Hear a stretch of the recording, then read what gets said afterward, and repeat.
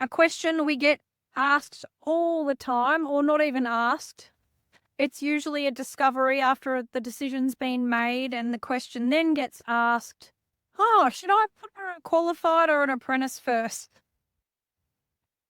And I want to get really serious about this decision, guys, because I think too many of you are caught up in the fact that an apprentice is cheap, which is a myth, that qualifieds are too hard to find, which is also a myth, and that you must just hire somebody, even in the absence of knowing why or when or can you afford it.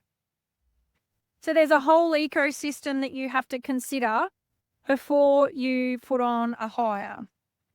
The first thing is, if you are a one-man band and you're considering putting on your first person, there are so many reasons why you shouldn't put an apprentice on first. The biggest reason, you're very time poor. So a sole trader is one of the most time poor business owners getting out or getting around. So when I say, or a sole operator, a person that's working on their own. If you go put an apprentice on, you are going to leak time, and therefore you're going to reduce your income or the income that's possible. Just because it's a sure bet getting an apprentice, I'm going to get a hand and I'll get a chop out. No, I would suggest that if that's what you're looking for, then perhaps you look at a labourer, someone who's got a bit of experience on job sites, rather than going for the apprentice, because you have a commitment to an apprentice, right? You need to be available for them. If you're a business that's got 3, 4, 5 employees, that's when it starts to become okay, or not starts to, at least 2, up to 3 qualifieds. That's when an apprentice becomes less of a challenge to the time and money element in your business, because you should be operating at a level that you're profitable with the qualifieds that you've got, and you have the time, energy, and money to invest into the training of an apprentice.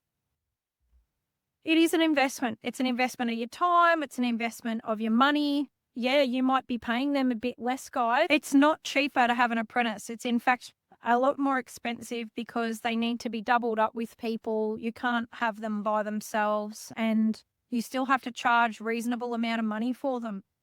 And so many people come to us and I'm like, what are you charging your apprentice out at? And they go, oh, 40, 50 bucks. And I'm nearly die, because you need to be charging a lot more than that.